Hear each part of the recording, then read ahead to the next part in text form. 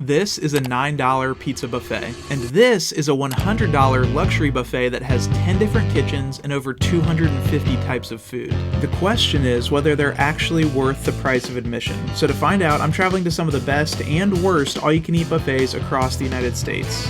Thanks to ZocDoc for sponsoring this episode.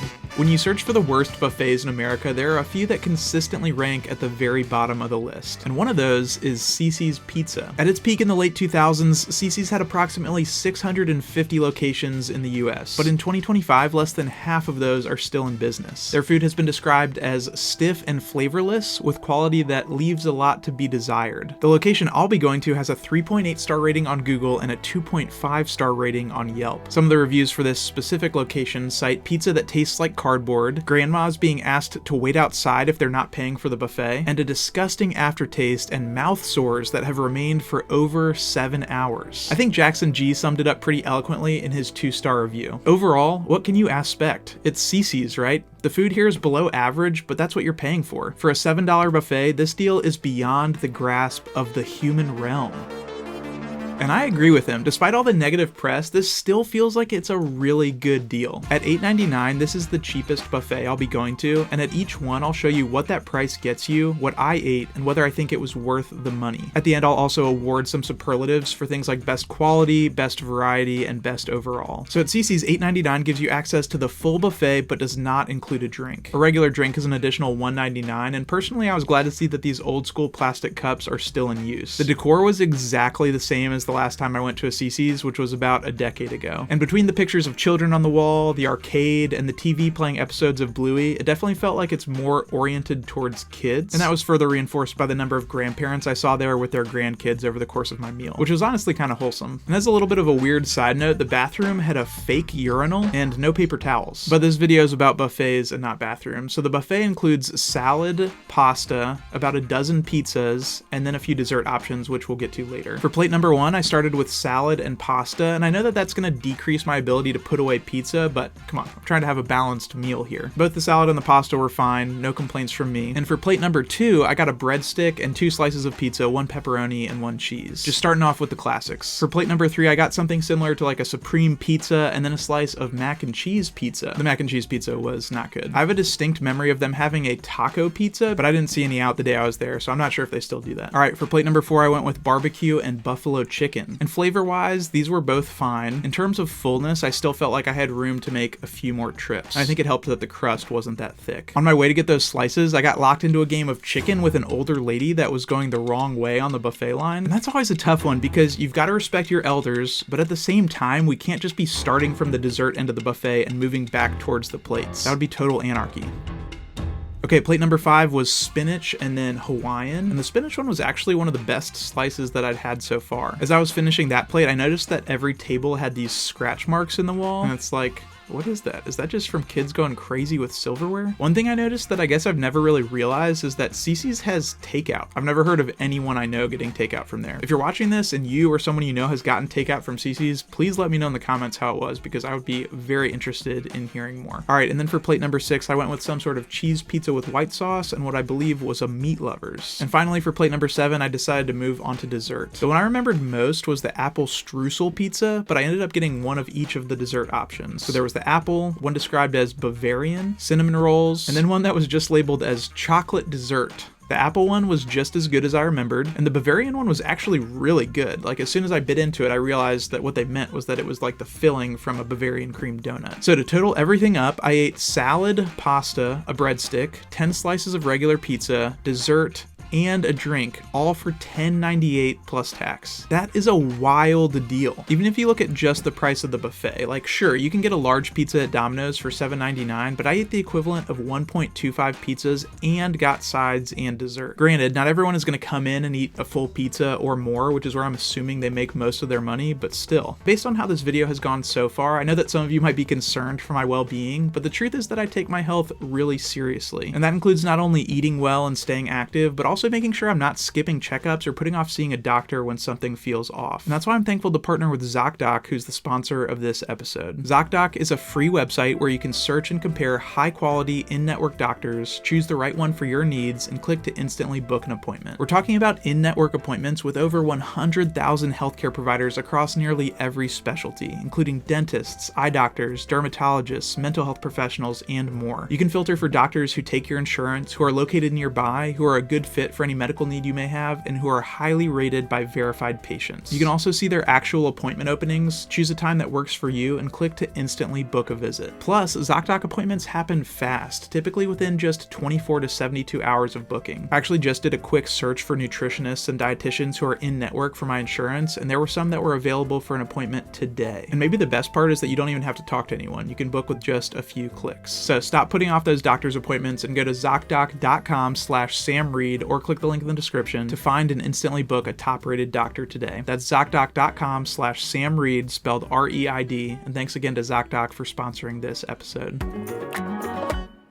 Okay, so my verdict for Cici's pizza is that it is totally worth the price. The pizza isn't super high quality, but it's not terrible, and you're definitely gonna get your fill. Throw in a little bit of nostalgia, and it is $9 well spent. As an added bonus, I did not get any sores on my mouth or see any grandmas get asked to wait outside. By the time I left, almost every table in the restaurant was occupied, which I think goes to show that despite some pretty low ratings, people are clearly patronizing this business. Next up, I'll be heading to another buffet that appears time and time again on lists of the worst buffets in America. It costs slightly more than Cici's at a whopping $16.99 per person, and that buffet is Golden Corral. Unfortunately, they have been described as the Walmart of restaurants and have faced allegations of poor sanitary practices. The very first Golden Corral opened in Fayetteville, North Carolina, which also happens to be America's least walkable city, and I think there's something kind of poetic about that. Similar to Cici's, the number of Golden Corral locations peaked in the early 2000s with over 600, and that number currently sits around 400. The one that I'm going to has a 3.5-star rating on Google and a 2.0 star rating on Yelp, which is actually lower than the Cici's, even though the price is higher. And as I think we'll discover over the course of this episode, price isn't always correlated with quality. The reviews for this specific location describe it as lackluster at best and a restaurant full of people who seem to have never been in a restaurant before. They also cite having to wait your entire meal before getting a refill on your drink, food that was dried out and not very edible, and buffet items that were either lacking labels or labeled incorrectly. Also, for the price, just keep in mind that there's a different rate for breakfast, lunch, and dinner, and kids and seniors both get discounts. I was there at dinner time, and I am neither a kid nor a senior. But my understanding is that none of the prices include a drink. So at this location, a fountain drink was an additional $3.99, which is pretty steep. Once you enter the corral and pay, they hand you silverware and you go pick a table. I actually set my silverware down and went to go use the bathroom, and my drink was waiting for me when I got back. So I was hopeful that that was a good sign that I wasn't gonna have to wait for refills. A few observations about the buffet itself. First of all, it was much larger than the Cici's buffet. It looked like there was salad on one side, main courses and grill items in the middle, and then dessert on the other side. And right off the bat, I started to notice some of the labels being off, like that one review had mentioned. For example, if you're looking for mini steak burgers, you're out of luck. Same with the fried okra. The barbecue pork ribs were actually just like a roast of some sort. And if you're excited about chocolate fudge, too bad. I hope you like cookies. A lot of the food did look like it had been out for a while. Like it didn't look like anyone had touched the meatloaf. And this pasta dish was starting to get a little crusty. Something about this beef also looked a little off to me. There were a few options for fish, but there's something about fish sitting out on a buffet line that makes me a little uneasy. I eventually decided to go with pulled pork, and on that label, the word smoked had been crossed out. Two critiques right off the bat for the non-smoked pulled pork. For one, it was a little soggier than I'd like to see, and two, there was no barbecue sauce out on the line. A handful of other sauces, but no barbecue, at least as far as I could tell. To round out my first plate, I also grabbed a fried chicken drumstick, a chicken wing, some Brussels sprouts, and then some mac and cheese. This is a little bit weird, but I enjoy hot sauce on my mac and cheese. However, the date on the label for the hot sauce was roughly 3 weeks before I was there. I feel like hot sauce definitely can last more than 3 weeks, but why wouldn't a full bottle have been used over the course of 3 weeks? It just felt a little suspicious to me. It is possible they were just refilling the same bottle, although I don't think that's necessarily any better, so I passed on the hot sauce. Even though my first plate was kind of eclectic, I would say that it wasn't bad. The flavor profile for the wing was pretty basic, and it wasn't hot temperature-wise, which is a little bit concerning, but the texture was surprisingly good. The Brussels sprouts were not seasoned at all. They were just kind of mushy and tasted bland. And the pulled pork was fine, but again, would have loved some sauce. Mac and cheese, also fine. I got up to start on my second plate and really wanted to expand my horizons a little bit, but had trouble finding something that I was excited about. The crust on the pizza was absolutely enormous. The biscuits were rock solid, and I still wasn't sold on the fish. So I set my sights on the grill to see if I could get a piece of steak. There was a guy in front of me who asked the grill operator what the dish in front of the grill was, since it was missing a label, and the grill operator did not have an answer for him. They didn't seem like they could really hear each other and ended up getting into some sort of argument because neither party knew what the other party was trying to communicate. At one point, the grill operator was on the customer side of the buffet, and then he disappeared for a while. And I'm like,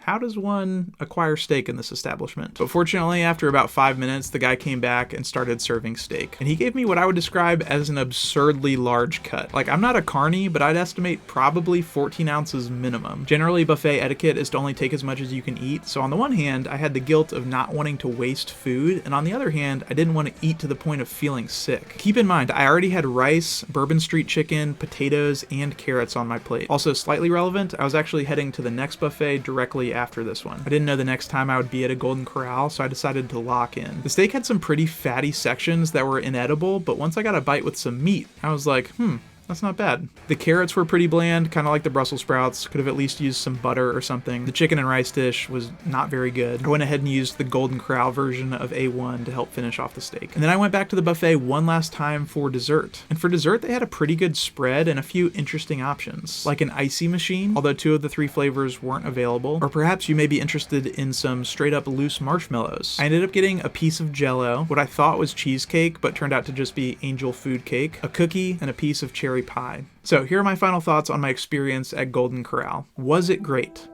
No. Did it deserve a 2-star rating? I don't think so. I didn't have any issues with getting my drink refilled. I will say the feedback about missing or incorrect labels did turn out to be pretty accurate, and I think Rick S. summed it up pretty well with the word lackluster. I'm gonna go ahead and say that for me personally, this was not worth the price. I know people cite the steak as being one of the best parts of the deal, but honestly, you could just go to Outback and get a 3-course meal for $14.99, and in my opinion, that's gonna get you much higher quality food for $2 less. I will say though, to their credit, Golden Corral has an exit that rivals TSA. I'm guessing because maybe they've had issues with people coming in through the exit in the past. All right, next up, we're headed to the third buffet, priced at $26.99 per person. And this time we're rounding the corner from some of the worst buffets to one of the best. This one in particular happens to be the largest buffet in the United States. It's called the Shady Maple Smorgasbord. Larger does not always mean higher quality. However, when you search for the best buffets in America, Shady Maple consistently ranks at the top. What is a smorgasbord, you might ask? I honestly thought that it was a made-up word that the Swedish chef would say in the Muppets. And as it turns out, it is actually Swedish, but it just means like a self-service buffet. Some might say that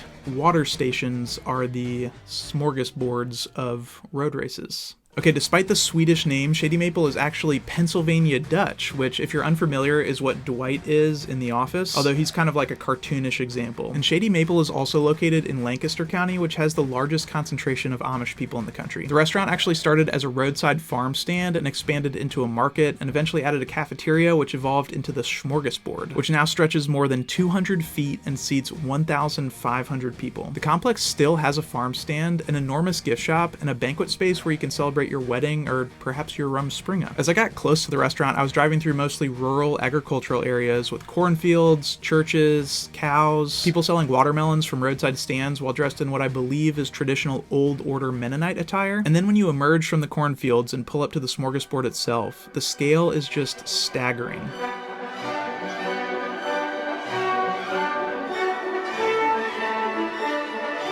This building is approximately 110,000 square feet, which is like 7 basketball courts. There's an enormous parking lot, and the entrance has space for literal buses to drop people off. Once you get inside, the lobby looks like a casino or an enormous hotel or something. And as I mentioned, the sticker price is $26.99, but there's actually a lot of variability to that number. Breakfast on a weekday, for example, is as low as $13.99. Lunch is kind of in the middle, and then dinner can be anywhere from $23.99 to $29.99, depending on what they're serving on the grill. Seafood seems to be the most expensive. And the night I was there was steak night. It's a good thing I didn't house an enormous steak like an hour earlier. They also have discounts for kids and seniors, but no matter what price you're paying, they apply a 12% service fee, which according to their website allows them to pay employees above average market wages without burdening guests with tipping. So no tips expected. After taxes and fees, my $26.99 meal came out to be $31.85. But unlike the other buffets I've been to so far, this price does include drinks. So before we get to the food, let me show you around the different seating seating areas. We've got the first booth section, which is where I was seated, a tables and chairs section in the middle, a second booth section, smaller rooms along the side wall, and then the ballroom. The walls were all adorned with these 3D wood diorama things, which were all hand carved by this Amish guy named Abner and his twin brother Aaron. And some of them were enormous. Really nice bathrooms, by the way. But once again, this is not a bathroom review. I guess old habits die hard. When it comes to the buffet itself, I mean,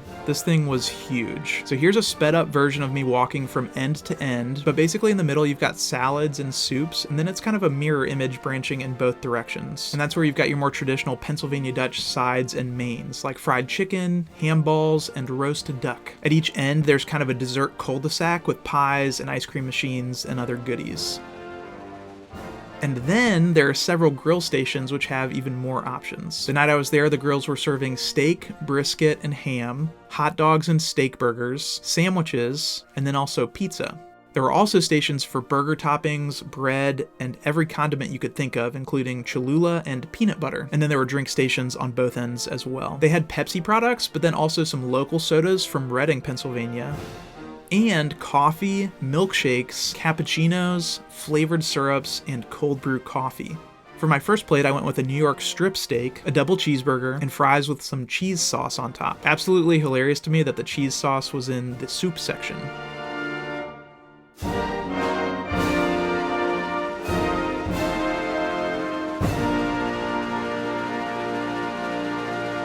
For my drink, I went with some Pennsylvania Dutch birch beer because, when in Rome.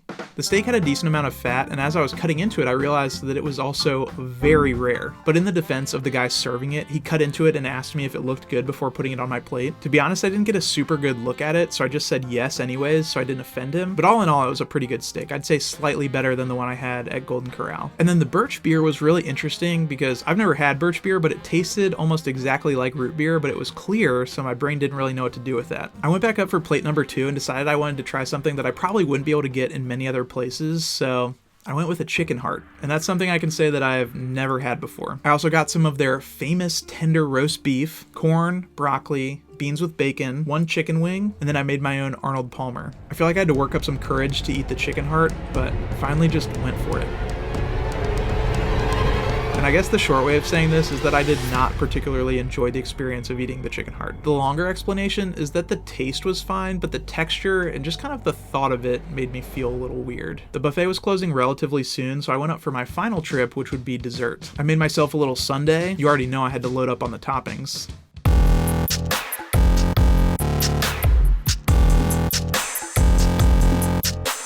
I also got what I believe was some coffee ice cream or maybe pudding. I'm not totally sure because they'd already taken down those labels for the night. And then I got what purported to be a cookies and cream flavored cappuccino. The ice cream was so good that I switched to the coffee pudding so that I could end my meal with the sundae. Do you guys ever do that where you want to like finish your meal on a high note? I'll tell you whether I think this one was worth it in just a second, but I want to point out that near the buffet they have these signs that say things like, "Your eyes may be bigger than your stomach. Please only take what you'll eat," which are there to help encourage people to cut down on food waste. And I'll talk a little bit more about wastefulness at the end of this video, but I want to be really clear about something. I'm a bigger guy. I'm 6'4", so I just eat a lot of food, but I never want to be out of control with my eating or encourage eating to the point of getting sick. My apologies to some past participants in the fast food gauntlet. In all seriousness, I do think buffets can be an opportunity for me personally to overeat just because it's available and there's nothing stopping me. So I just want to say that if you ever feel out of control with eating, or if you feel compelled to restrict your eating, there are some resources you might find helpful linked at the bottom of the description for this video and every video that I post about food. Okay, so was this worth the price? I'm gonna say that's a yes for me. I know it was more expensive than Golden Corral, but I just feel like the quality was much better, the experience was unique, and it felt like it had a little bit more regional character instead of just being like a generic national chain. I would say the burger and the dessert were especially impressive to me. Alright, last but not least, we're headed to the most expensive buffet in this video, which costs a staggering $91.99. So this last buffet is the Bacchanal Buffet at Caesar's Palace in the Big Easy,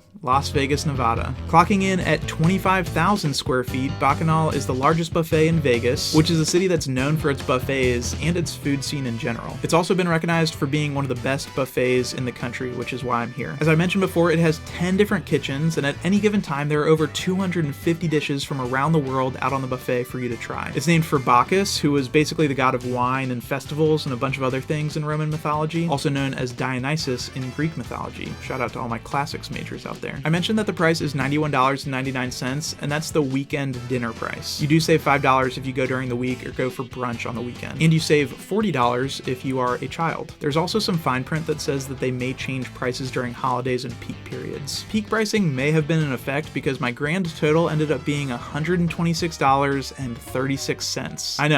I know. Hear me out. I'm not exactly sure how that happened because I didn't save an itemized receipt, but like I said, I think it might have been peak pricing. And then on top of that, they asked me to tip. And in the moment, I was like, shoot, are these employees working for tips? Long story short, I'd left a tip at this buffet. And every time I tip in a video, without fail, someone comments that I'm what's wrong with America or the reason why tipping culture has gotten so bad. But you know what? At the end of my life, I would much rather err on the side of being too generous with my money than too stingy. And maybe I'm a little bit susceptible to the psychological tactics that are at play when someone turns an iPad to you and says, it's going to ask you a couple questions. The price does include non-alcoholic drinks, so that's a plus. It actually would have been pretty absurd if they charged you $100 and then were like, oh, and it's going to be another $3.99 for that soda. But this is important. There is a 90-minute time limit. So as you're doing your cost-benefit analysis, just keep in mind that you can't stay there for hours on end until you feel like you've eaten $100 worth of food. On the menu, they have a few recommendations, including checking out everything first, pacing yourself with small portions, and getting food in rounds so that you can enjoy it while it's hot. So with that in mind, let's take a quick tour. Starting at the front, we've got a seafood section that has shrimp, crab legs,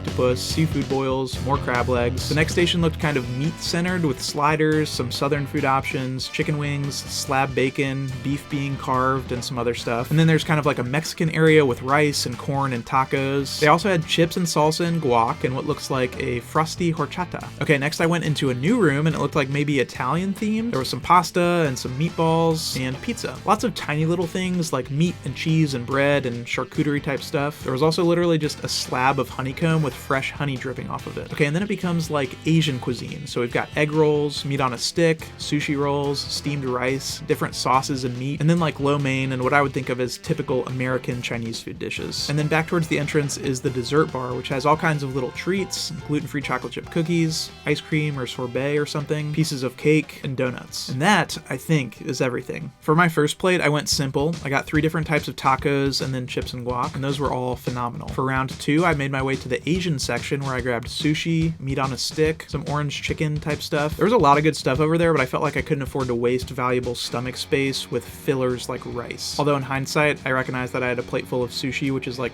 50% rice by volume. I also got some smoked brisket and one of the chicken wings. The brisket was good, but needed sauce, which I went back to get, and then the wing was not good. I decided I was going to do one more round and then move on to dessert because I was actually about to have a 3-course meal at the Steve Irwin Gala like an hour and a half after this. So for round 3, I went ahead and got a lobster claw and a little slider. The lobster meat came out super smoothly. Not the best tasting lobster I've ever had, but still solid. How bougie is that? Not the best lobster I've ever had, but it'll do. The best lobster I've ever had, by the way, was just a friend who had some lobster traps and literally yoinked them from the ocean. Like, I don't think I've ever ordered a full lobster from a restaurant. And then the slider was okay. For dessert, I went with a little mini creme brulee, chocolate fudge cake, and a vanilla cone, which I had to eat first because there was nowhere to set it down. The cake was okay, and the creme brulee was good, but not bruleed enough. Is that the correct use of that? Like, it was just soft on top. I'll just say it would not be up to Zeke's standards. Okay, so final thoughts on the Bacchanal buffet. As vast and impressive as this place is, I'm gonna go ahead and say